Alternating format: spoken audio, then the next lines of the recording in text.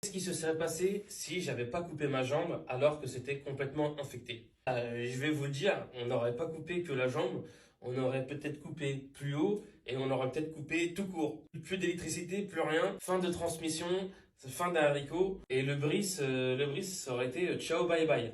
Moi j'avais un streptocoque et un staphylocoque, j'ai eu plusieurs bactéries. J'ai eu une première bactérie qu'on a traitée avec une grosse dose d'antibio. Pendant un long moment, j'avais des antibio en intraveineux plus des antibio que je prenais. Ça, c'était avant l'amputation.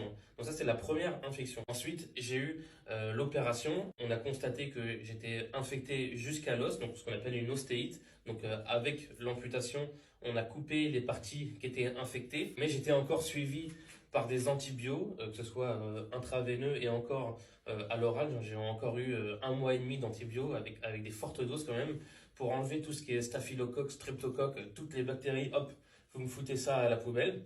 Malheureusement, on a eu du mal à soigner tout ça, donc pendant 2 3 mois, ça s'est pas refermé ma plaie. Et en octobre, j'ai encore eu une infection qui s'est réveillée. En fait, les tissus mous à l'intérieur qui collaient en fait la partie infectée. Une bactérie qui se fout sur l'os et hop, ça peut remonter.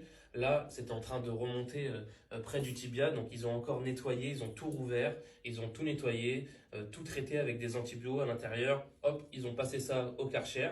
Et j'ai encore eu 1 mois et demi d'antibio. Bon, là, normalement, c'est bon. J'ai fait des bilans sanguins, etc. Tout va bien. Mais si j'avais pas traité toutes ces infections, eh ben, ça aurait évolué sûrement en septicémie, donc en infection généralisée, et j'aurais pu y laisser la vie. Donc, d'un côté, enfin, on va dire que ces infections, elles m'ont un petit peu sauvé la vie parce qu'elles ont accéléré tout le processus. Moi, j'étais en train de laisser traîner ça parce que j'en avais eu marre de tout le corps médical. Mais au final, on va dire que cette infection, elle m'a un petit peu sauvé la vie.